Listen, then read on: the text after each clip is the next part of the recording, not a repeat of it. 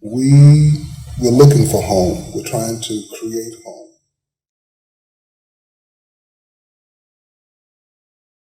Hi, everybody.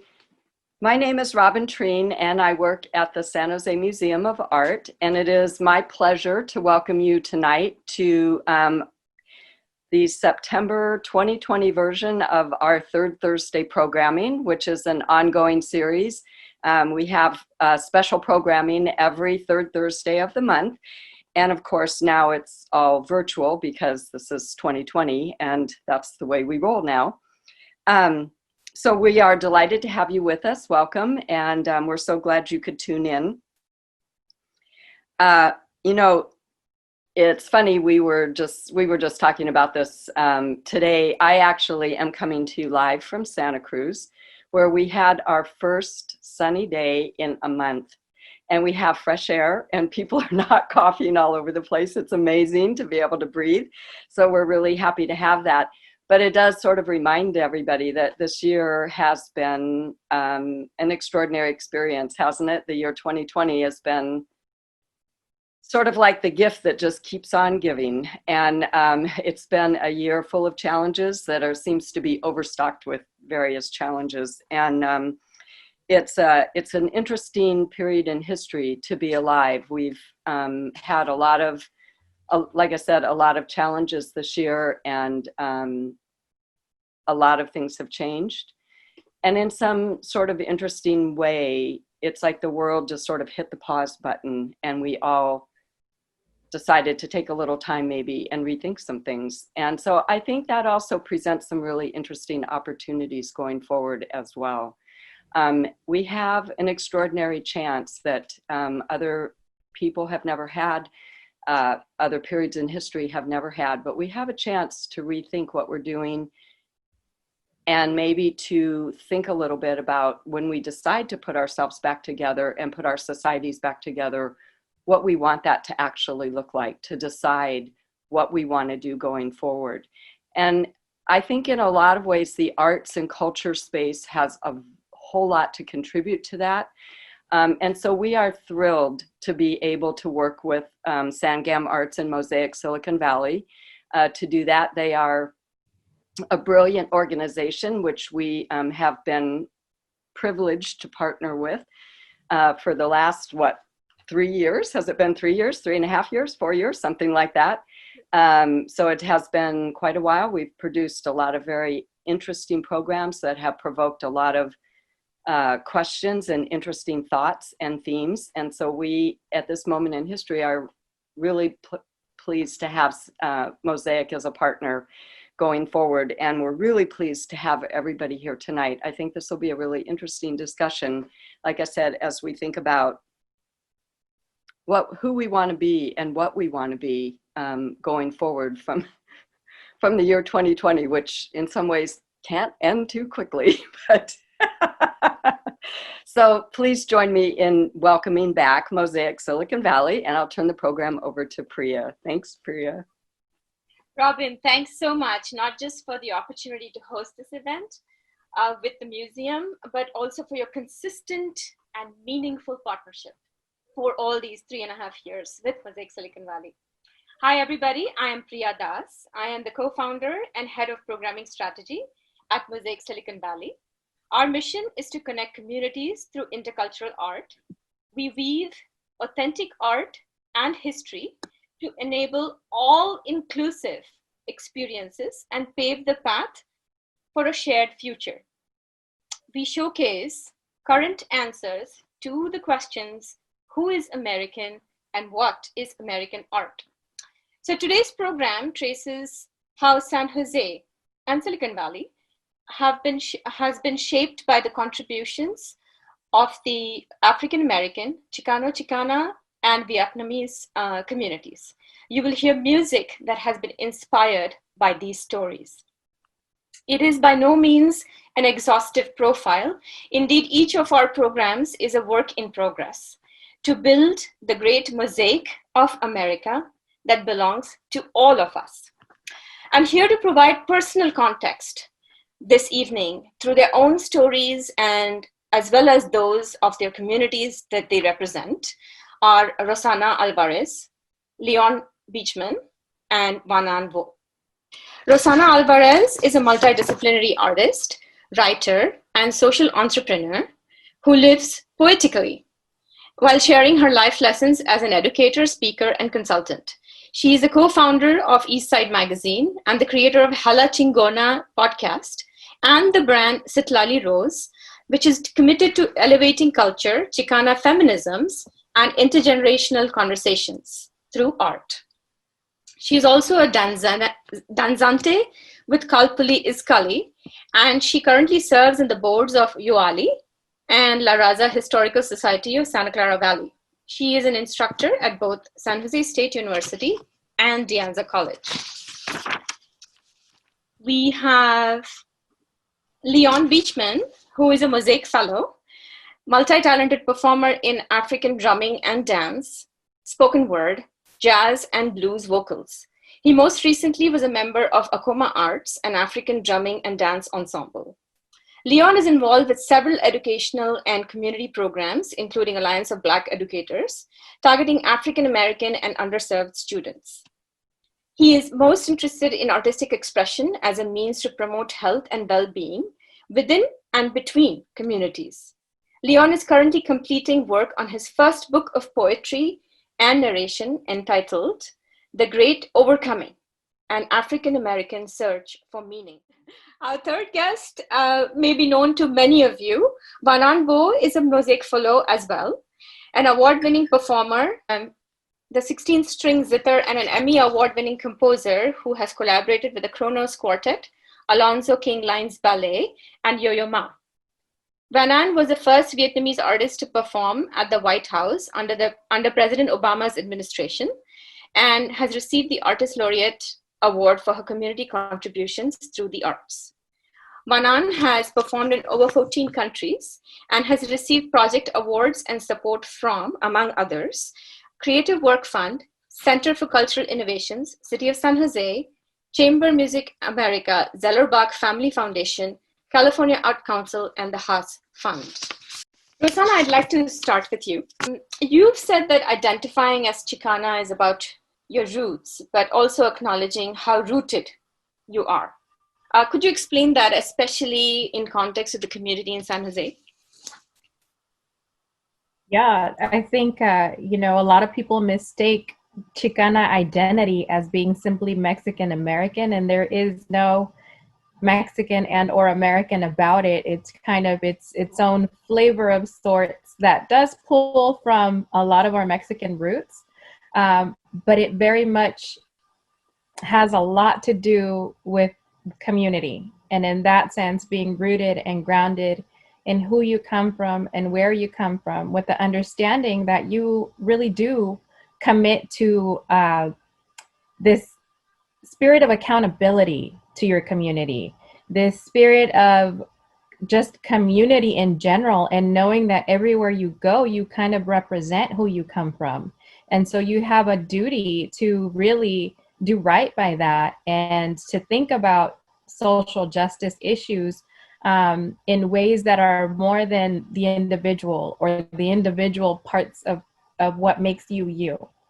And so when I'm teaching in Chicana studies and Chicano studies at State, the conversation we have about that is we are perceived as Chicanos with this external definition, and then we ourselves get to say, well, what being Chicana or Chicano means is a declaration. It's an affirmation.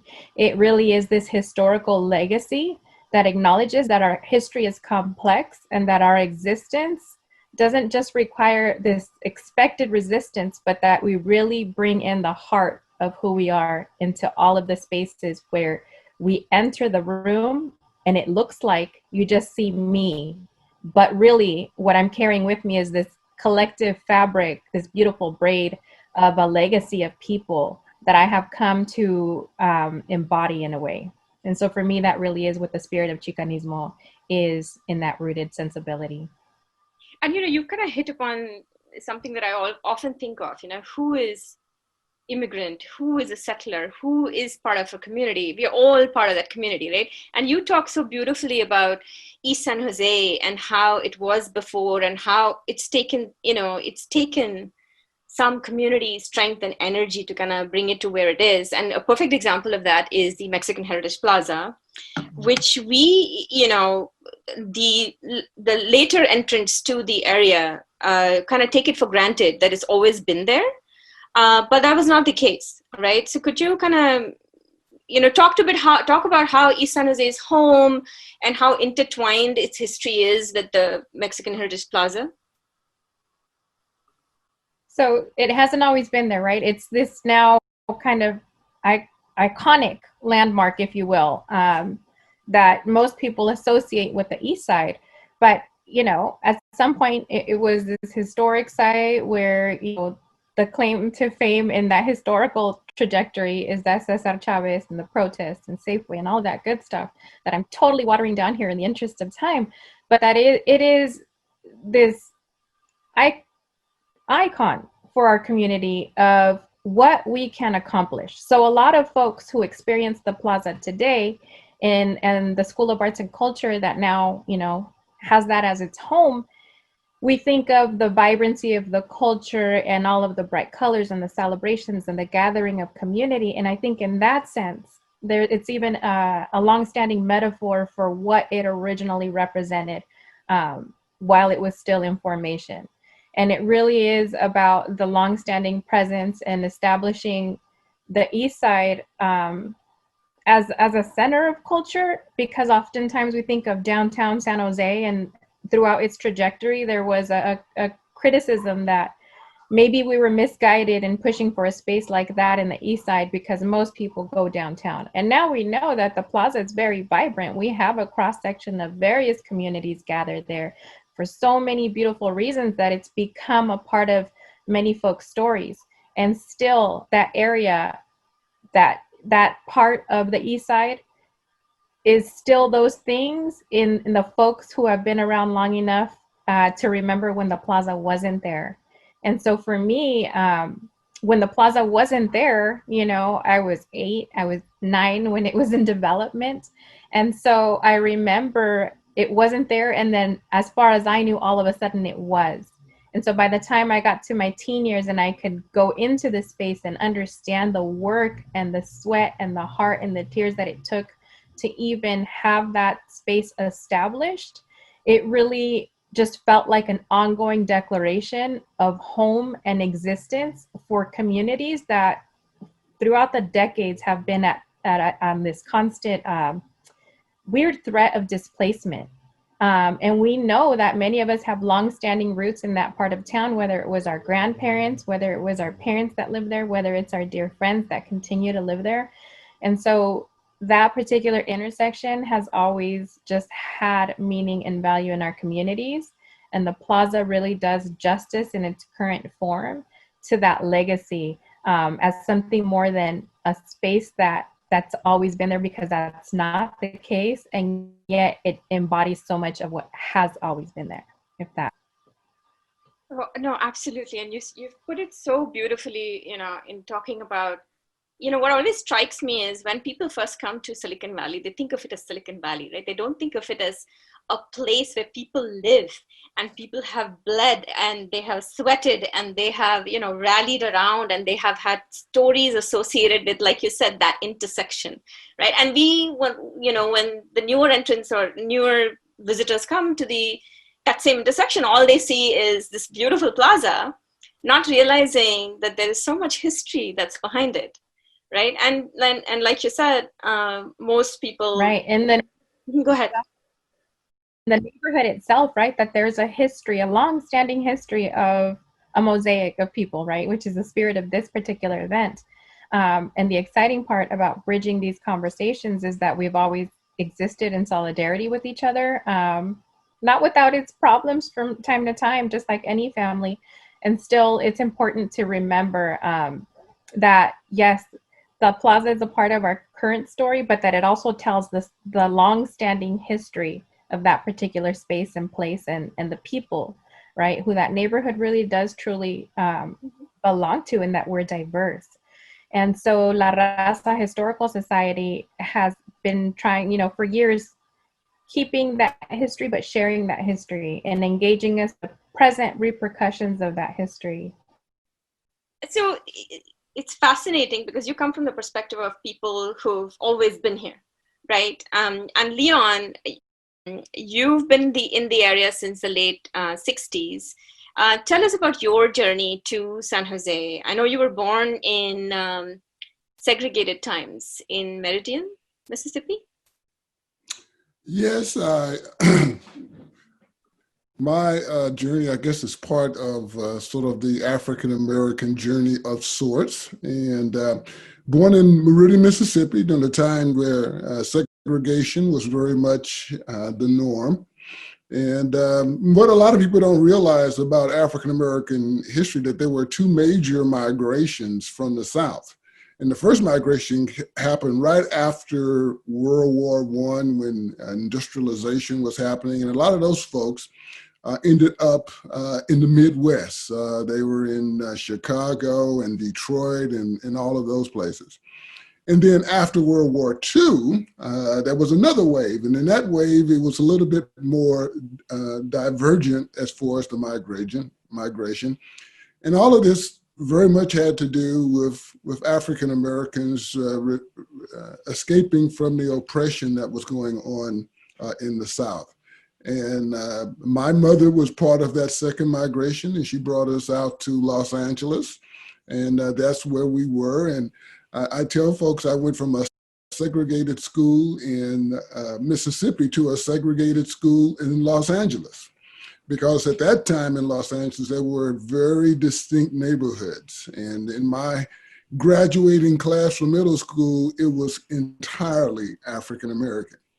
And so I think for African Americans growing up during that time, whether you were in the South and in many places in California, it was very much a segregated kind of an experience that you had.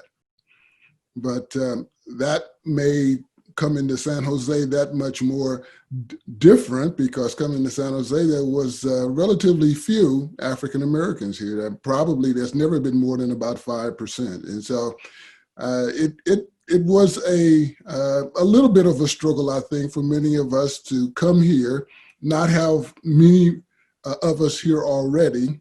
We didn't have a common language like a lot of the people who come here. A lot of the customs that immigrants bring, we didn't really have that kind of connectivity. So it was a different kind of experience. And I think it caused us to be much more open and much more engaged with different cultures here as far as trying to create a place for ourselves. So talk to us a little bit about the migration of African Americans to San Jose and Silicon Valley. I remember, when you and I were talking, you said, yes, there has been a migration to the area. And then in the last few years, you're also seeing a migration away from the area. Well, starting when I got here in 1968 and 69 actually, but in 68, that was sort of a hallmark year in a lot of ways. First of all, you had the assassination of Dr. Martin Luther King. And then that summer, you have, as you see in those pictures there, you had the protests in Mexico City of the African-American athletes. And in fact, just before that particular time, San Jose State had a track team that won the NC2A championship, and they were very visible, particularly being all African-Americans on that team pretty much. And so at that particular time, San Jose seemed to be the place to be. And some of you may even remember Dionne Warwick. She made a song called "Do You Know the Way to San Jose?" And that, I think that was about the 1968 time frame too. And so I think for a lot of African Americans, there was sort of a mystique about going to San Jose. You had these protests going on. You had people who were very involved with the movement. And I know even for myself, I just figured this was the place I should be. to make a difference. It also helped that they offered me a basketball scholarship too. So that had a little bit also to do with it. But it was, I think, a place that there would seem to be some expectations that something different was happening here around issues regarding civil rights and race, even though there wasn't a lot of African Americans here.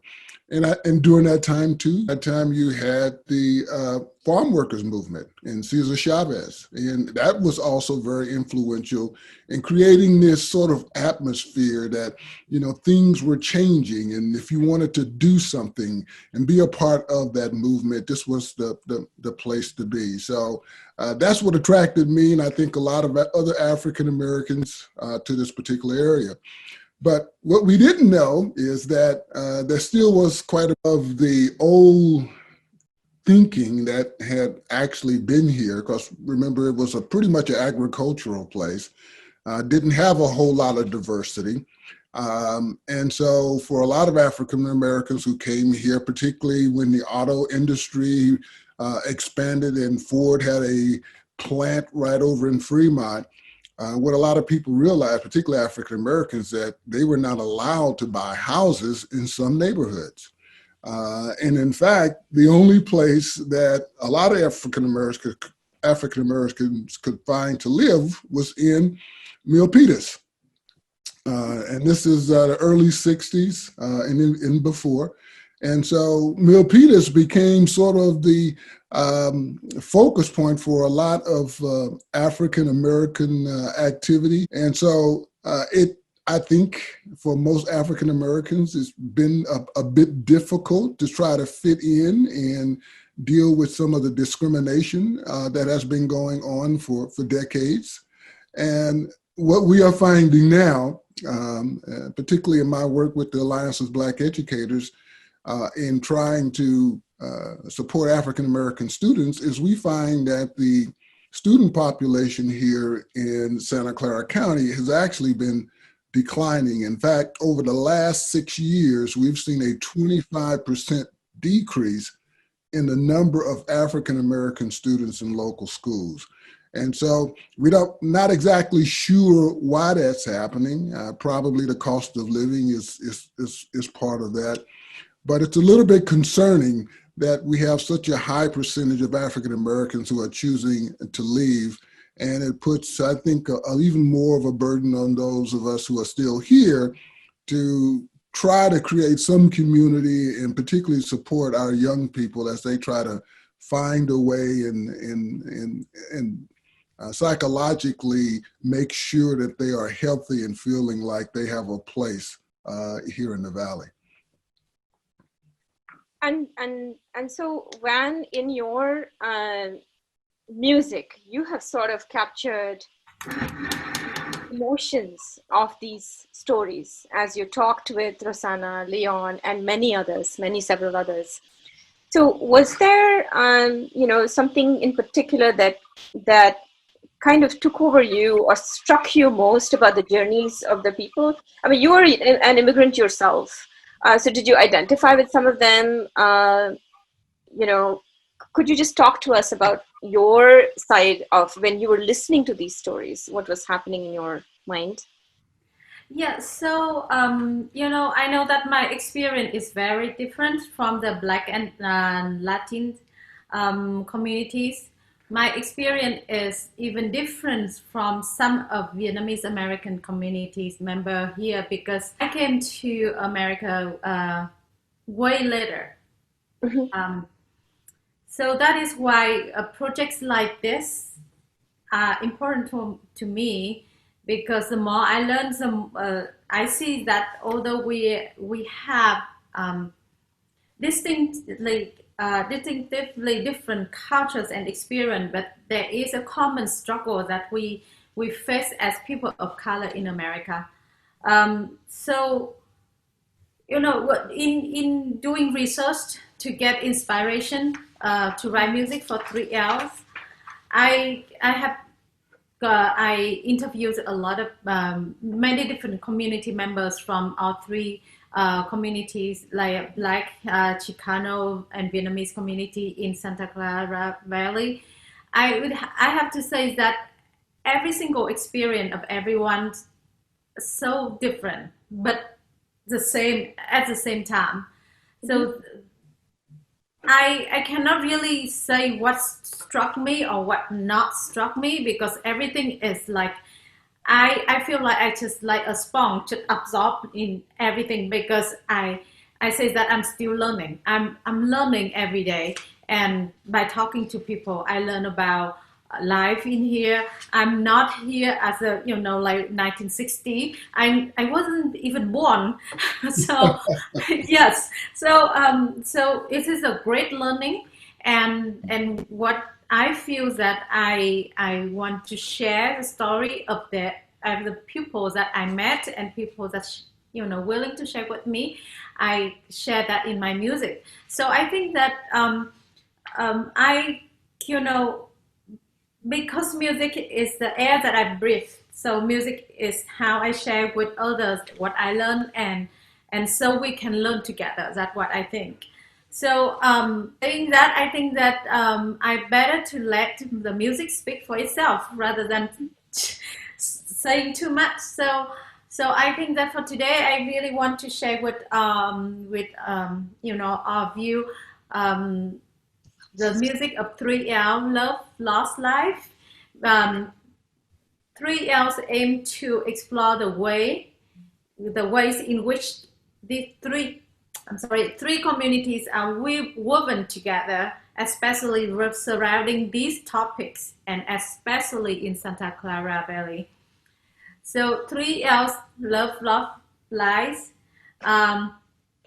Life consists of three movements: love, loss, and life. Um, the music inspiration is from the story told by members of the African Americans, Chicano, and Vietnamese community in Santa Clara. And I have my ensemble member who are not being able here today, but I have Misha Kalikulov on cello and bass, Joshua Merlinger on percussion and marimba, Jimmy Nakagawa on taiko drum and percussion. And the first piece that I want to share with you, I named Double Up. So Double Up describing an older San Jose, still home to much racism and discrimination. The title of Double Up comes from an actual interview about San Jose in late 50s and 60s, like you just heard from Leon. The African American community in the area was growing, especially with university students who were seeking an education in the hopes of uplifting themselves out of their situation and help others understand their community better. So Double Up tells a story of the struggles to find housing in a place where they were not welcome. Determined to overcome these obstacles, they were forced to double up, sleeping in shift. With those who work during the day using the bed at night, and those who work at night using the bed during the day. So I really, really, truly moved for how the resilience that the community members, many of us had built to really, to build better future for all of us today. So yeah, please, Priya. Yes. Yeah. And it's difficult for people who've come much later to even comprehend that there was segregation and there was such life circumstances ever in this valley. Anyway, here is Double Up.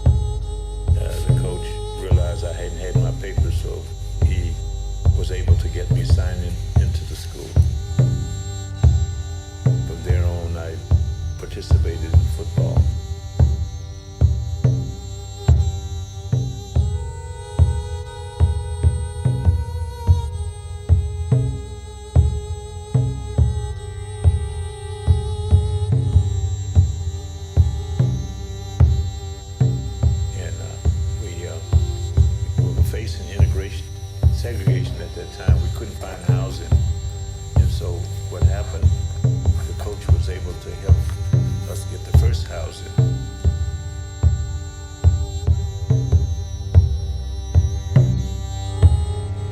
You know, because of the small numbers of African American athletes, in the next house, we had more African American athletes coming in. They couldn't get housing. So we got another house and we double up, double up, double up.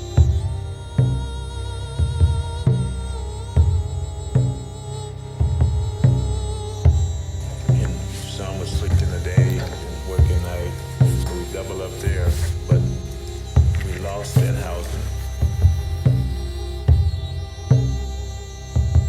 We double up there with the ones at night will sleep during the day. Ones in the day sleep during the night, but we lost that housing. At that time, San Jose was very segregated in housing and educational and also work.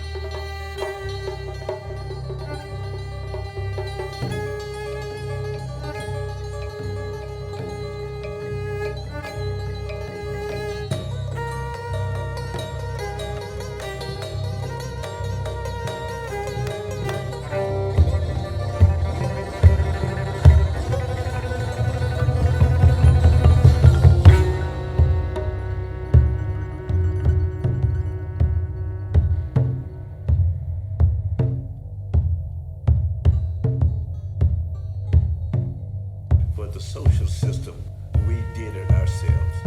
When you confront racism, you don't let the cancer of hatred get to you.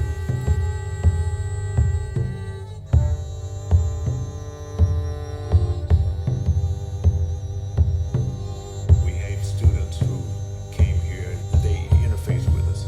You know, it wasn't all segregation. We didn't get involved in a lot of the activities that was going on San Jose State in the sororities and churches and you know, homecoming and things like that. So, but we basically had our own social system, reaching out to the communities outside Oakland, San Francisco, Berkeley.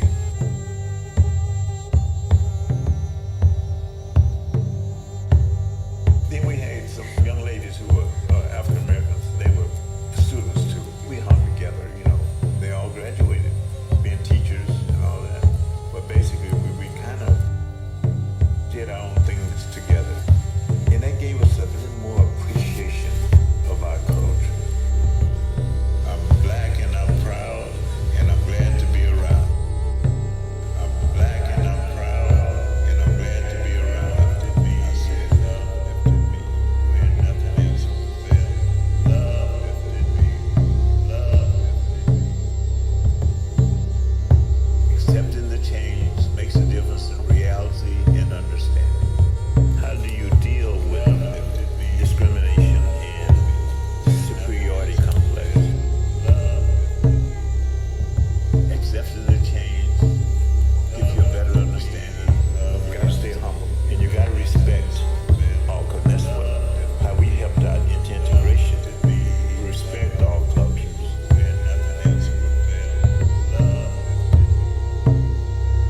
Accepting the change, accepting the change gives you a better understanding of reality. We respect all cultures.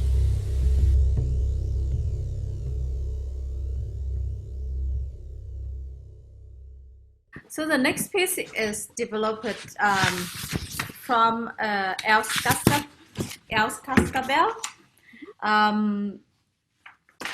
So building on this story for the first experience in San Jose, um, the song I named Descending Eagle. So it is inspired by the idea that the bell, the Aska bell, the song was not a gift, but rather it was earned with his own money. Incorporating the sound of everyday materials such as the baking parchment paper that you will see the marimba Joshua play on his marimba, and then in concert you can see it more clearer because it was a bunch of baking parchment paper to wrap on the mallet of his mallet, because when he play it, then it will create the sound of like the very special cracking sound of the Mexican marimba. So we try to bring in the character of Mexican culture and sound of Mexican instruments. So the name Descending Eagle, which implies the determination, and is about the hard work and dedication that was required to come out of that struggle and to create the very communities that built San Jose into what it is today. Without San Jose, they would not have been able to do it, and without these people, San Jose would not be what it is today. So Descending the Eagle. Oh, that's so beautiful that without each other, they wouldn't be where we are today. Yeah, we always have to, we need each other in order to survive and build life. Beautiful, let's take a listen. Cuando tú enfrentas el racismo, no permites que ese cáncer te absorba. When you confront racism, you don't let this cancer get to you. As an African-American female, it was a challenge. I dealt with intrinsic racism. Moving to and California discrimination. I saw it. made me realize how diversity is around you. Different languages, different skin color, different nationalities, beliefs, religions. A good living, a good quality of life. And I was able to buy a home, a condo here. But everything makes us a beautiful, diverse part that it makes us one. my mom wanted me to go to school to get a good job and find a husband. I didn't find a husband here. I didn't find a husband. But I am finding a new me. Yo tenía mi cascabel con una cinta morada, con una cinta morada. Yo tenía mi cascabel, yo tenía mi cascabel con una cinta morada, con una cinta morada. Yo tenía mi cascabel y como era de oropel.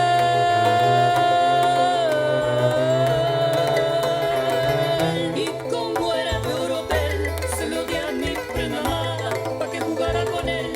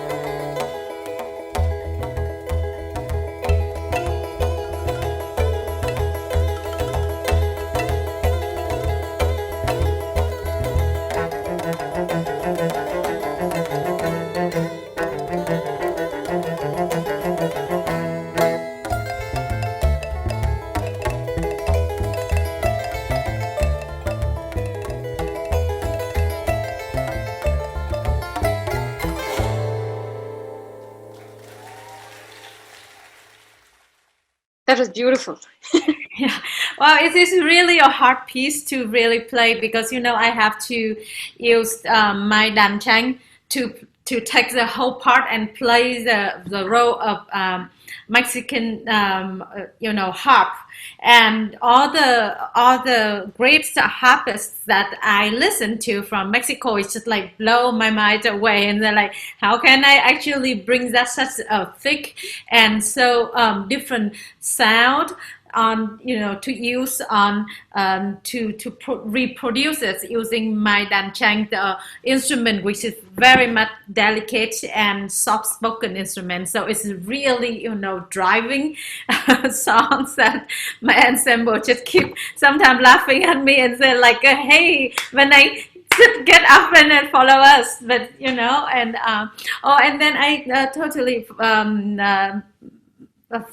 forgot that I should mention too all the image behind it, that you all see, that created by a very talented visual artist, Ian Winters, that we have in the Bay Area. So Ian is not here today with us as well, but you can see his work projected in the back.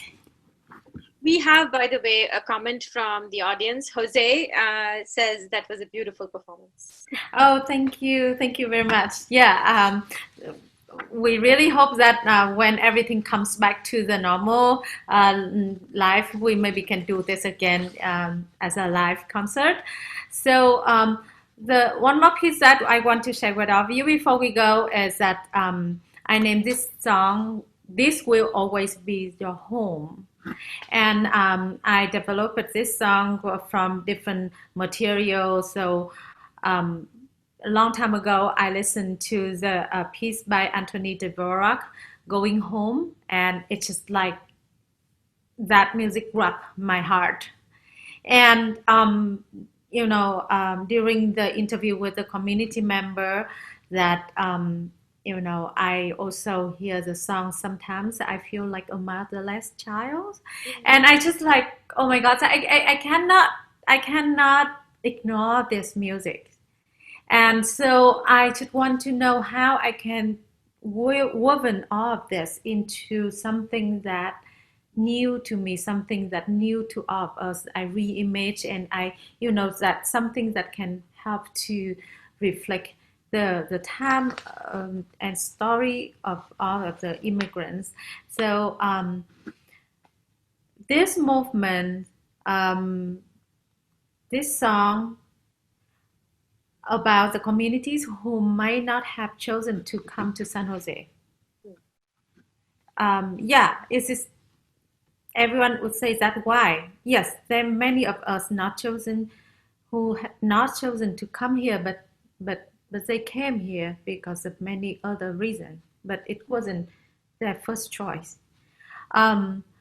Lost between where they were forced to live and where they ended up, they did not know if they would ever find a place to go home in this life. Yes, somehow they found a home in Santa Clara Valley because they learned that home is not a physical place. Home starts with love, and love starts at home. And this cycle of love, these communities became San Jose, and San Jose became them. So this is the last song in the first movement, Love. And the song is "This Will Always Be Your Home." We're looking for home. We're trying to create home. And for a long time, the home was not this life, but the life after this life.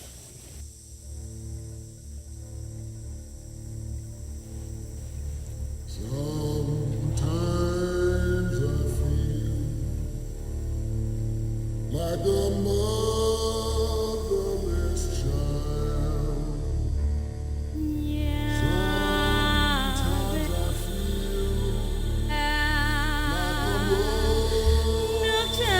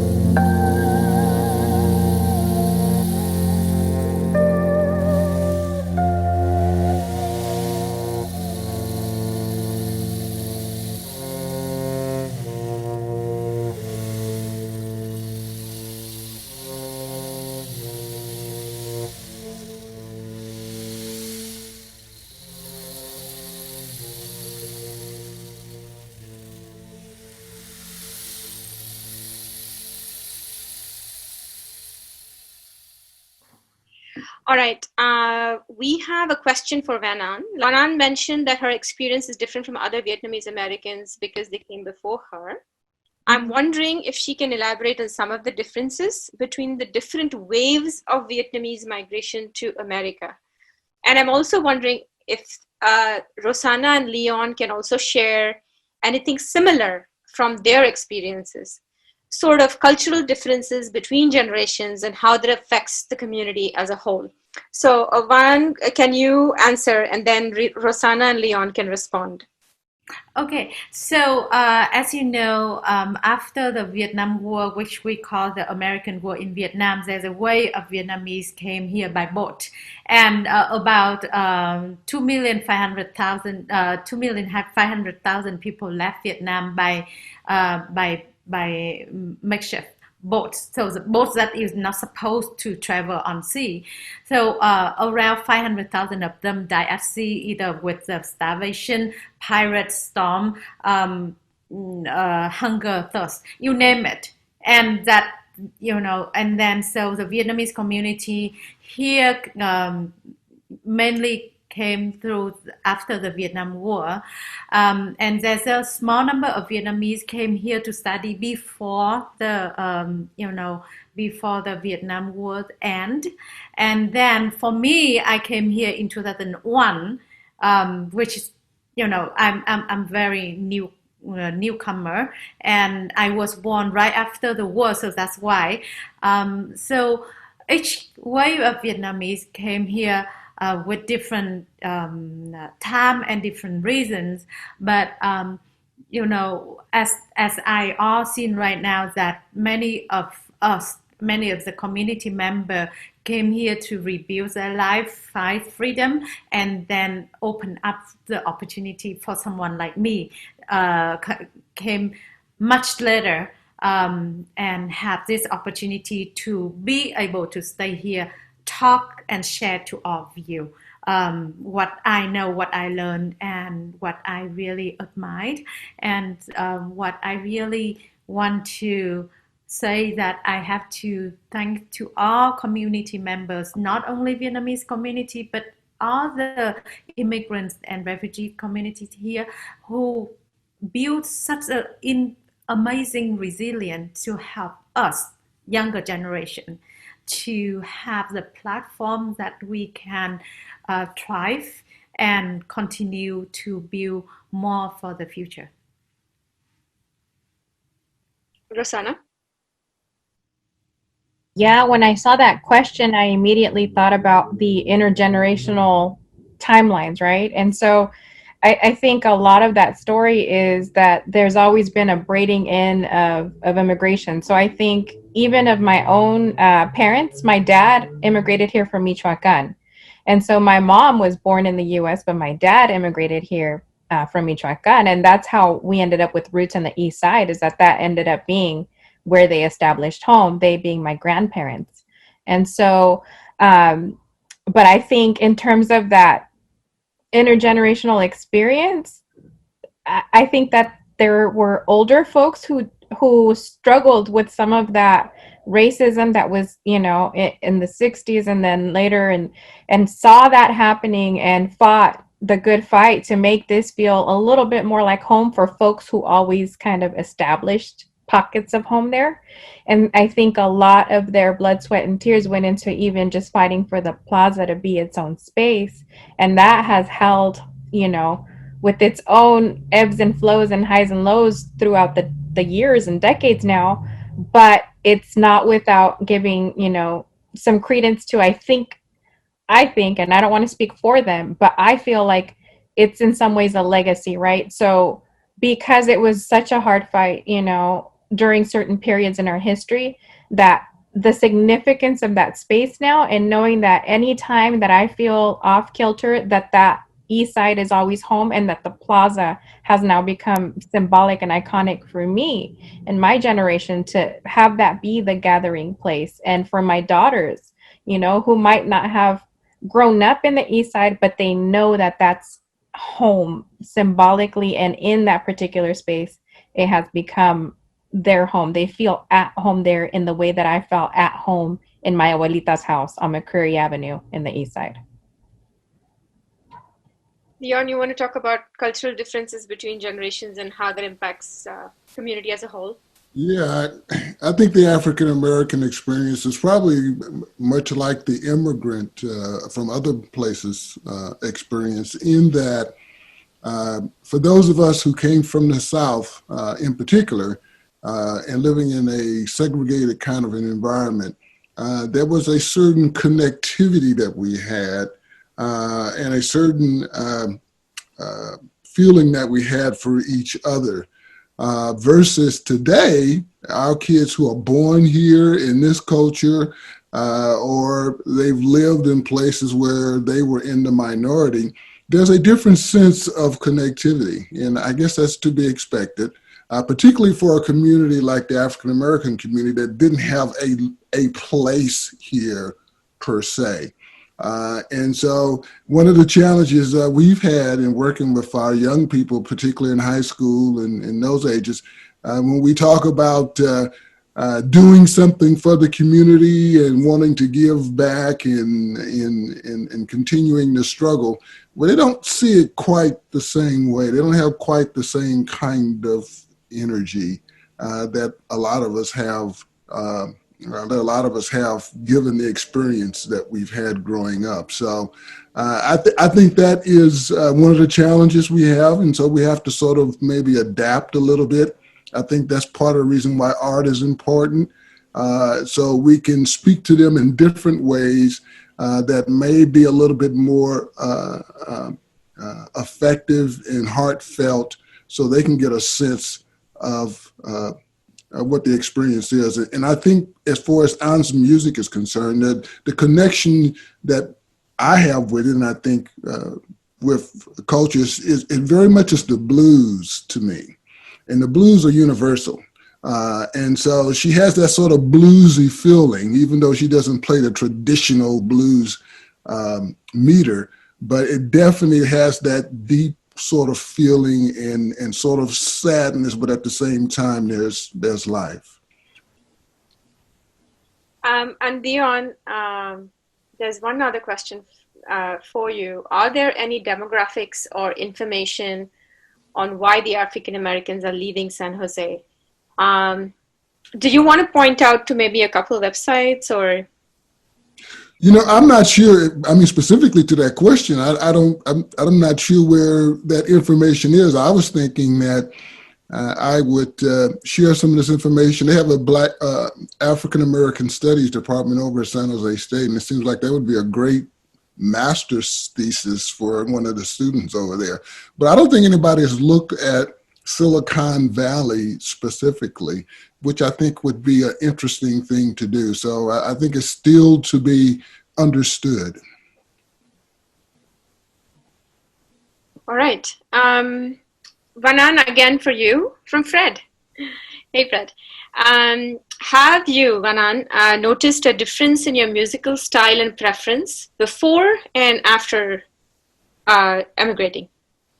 Yes. Definitely, yes. My music has been evolving a lot, and that's one thing that I feel so fortunate being right here in the heart of the diverse, one of the most diverse community in the Bay Area. So it's in Vietnam. I did not really. I have to say that I did not really write so much music because.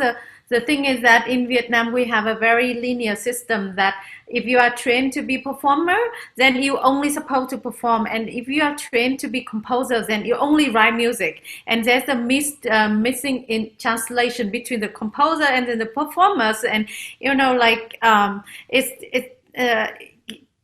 it's a kind of like very weird situation.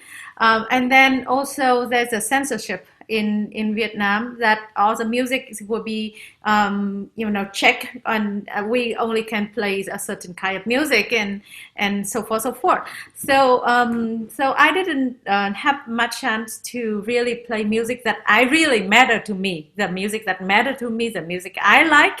But more of the music, like, okay, the government say that I need to perform this song, then I did that. And so moving to the Bay Area, it took me the first 10 years. I kept going to different concerts. I kept trying to see how other artists from other immigrant communities share their culture in the United States.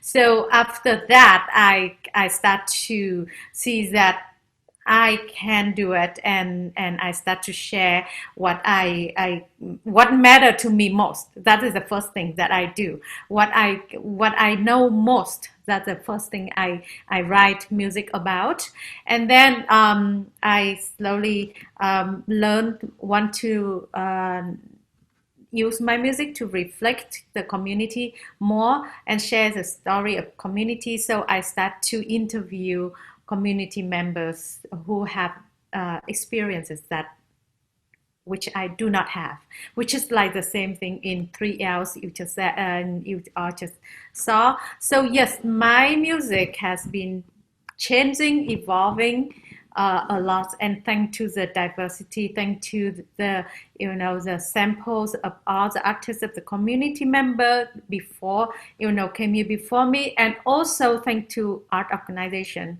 like San Jose Art Museum and Sangam Arts, who trust immigrant artists or artists of color like us to trust us, and so that we can share, we have opportunity to share more of what we think, how we feel, and through our music share stories of the community members too.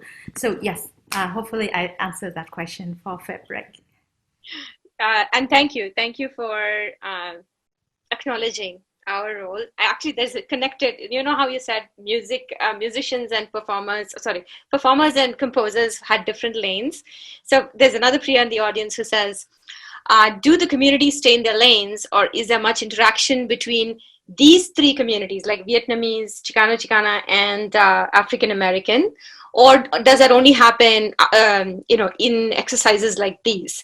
I want to actually pose that question to Robin, because you are a place where, community is no bar, right?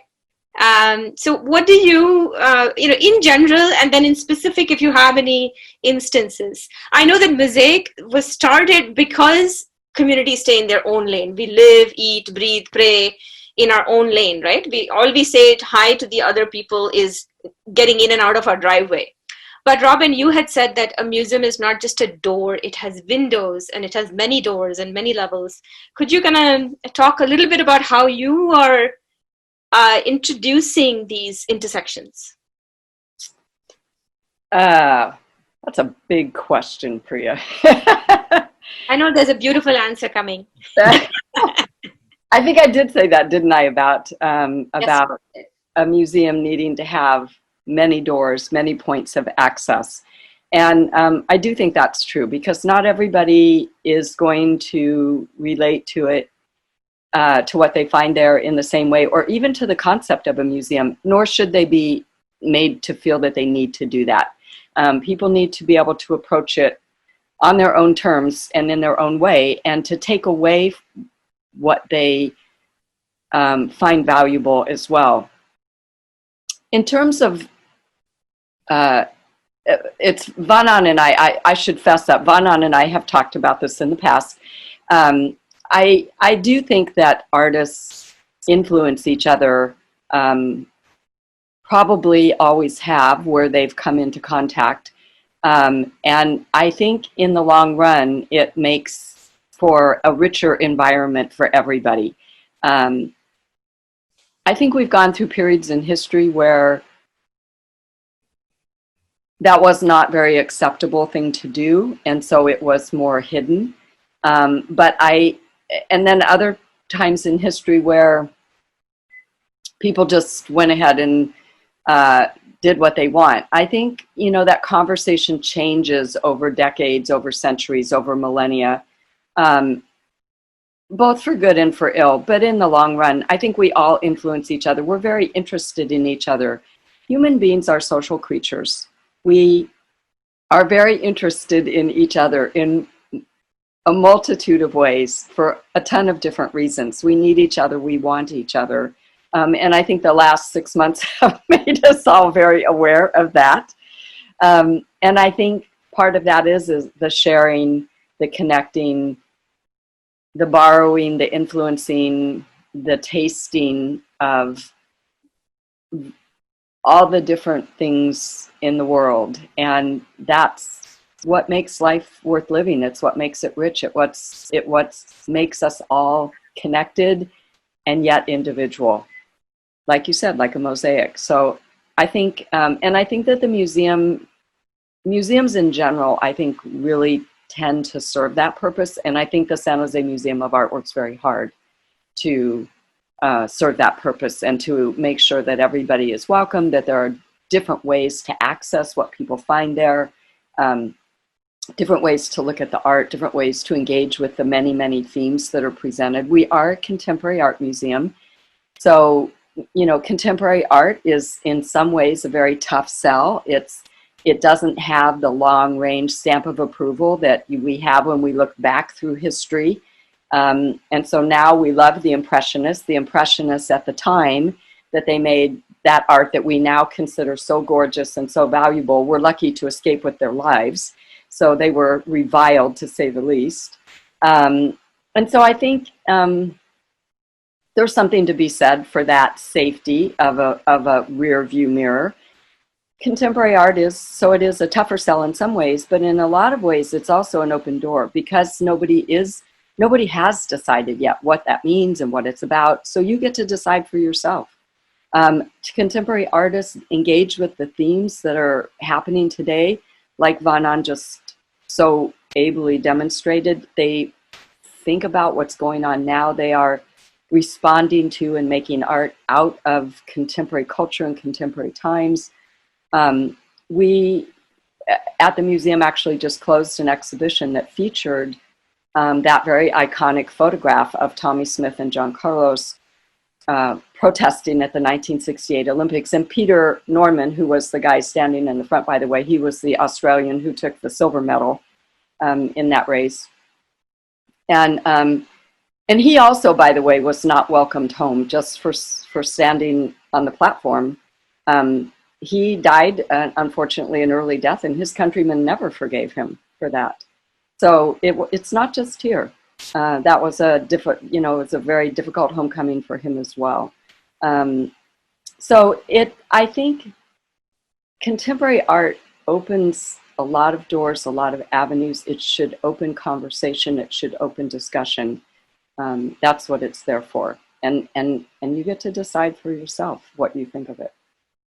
Yeah, and that's why we love working with San Jose Museum of Art, right? Because we feel that same focus on community, right? And to all our viewers, if you've liked what you've seen, we deliberately commission work that brings artists and communities together.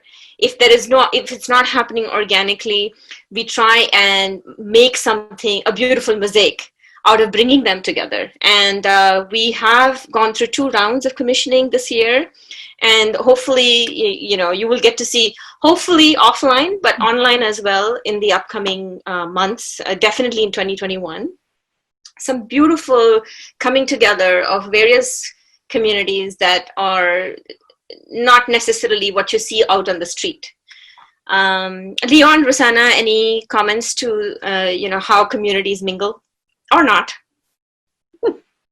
Well, I guess I'm more inclined to the music part of it. As a matter of fact, I remember being at an event at the San Jose Museum that you put together, that we had different groups, cultural groups who were playing there. And I thought that was absolutely beautiful, and particularly to have that in juxtaposition of the artwork there. And so it kind of plays off of each other. And so I think that would be wonderful to have more of that.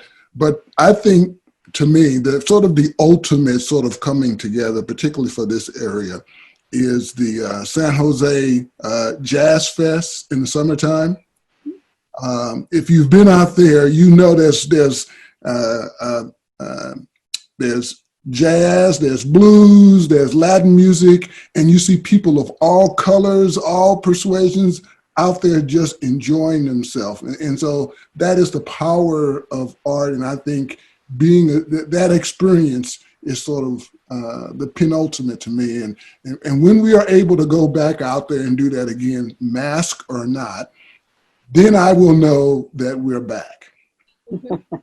Rosanna, before you respond, Leon, I'm happy you brought up jazz because next Thursday, September 24th, we are partnering, Mosaic Silicon Valley is partnering with San Jose Jazz to bring George Brooks and Arjun Verma in a conversation. Of course, there will be music, but there will also be conversation about making the mosaic, improvisation in jazz in both styles, Hindustani as well as jazz. Rosanna, go ahead. Oh, and more information about that, please follow Mosaic Silicon Valley. We are, everywhere. Instagram, Facebook, website. You can email us info@sangamarts.org for more information. I'm so sorry, Rosanna, go ahead. Yeah, no, that's perfect, because I think that the layers of intentionality that you all put into this work really is what makes that work. And so I know as an artist or as a poet, we work cross-cultural solidarity all the time. The poetess Kalamu Shashay always has us on the radio on the Bajaba jazz line, and that is a different experience for me that in some ways feels like home, but not the home that I'm used to, because for the most part, we're at the plaza and it's very culturally specific sometimes, but also a space to gather folks cross-culturally. The museum, the way that Robin has described that space and the intentionality that goes into not just hosting people once they're there, but really creating a culture and spaces like that makes people feel that sense of belonging. And those are critical things to do, because when we're out in the world, I think oftentimes it's not that we want to stay in our own lane, it's that there is a lot happening, right? And our community is vibrant and diverse and cross-cultural, and we worked throughout different periods of history in solidarity because we should, right? But the narratives in the mainstream, especially in these times, can be very divisive. And so art has that healing capacity, and I think artists are naturally drawn to each other regardless of whatever lane other people want to park us in, because art and music speaks in a different way. And I think that was the beautiful part about being in this project with Vaughn from the beginning, when she was asking us questions and had us crying in these interviews. And, that in itself was a healing gift. And then to hear the entire musical piece come together in a way that it does incorporate words, right? You can hear the voiceover integrated into that, but the composition of the music just does something that no amount of overthinking can ever do. And I think that that's always, a beautiful gathering space wherever you take it, which is why the Jazz Festival is so amazing, for the reasons that Leon already said. We're out in the street, we're mixing with each other, and nobody cares about lanes. In fact, we've shut down all the lanes so that people can do that in solidarity with each other and in celebration of our community. And so I think that really does, in a nutshell, capture the capacity of the arts in that way. And your work is important. So please go follow all of their pages and all of their social media channels. Thank you, Rosanna. And a big shout out to all of you in the audience who have been watching us. Thank you to my wonderful panel here, starting with Robin, Vanna, and Rosanna, Leon. Thanks so much. And have a great night, everybody. Thank you. Thank you, everybody.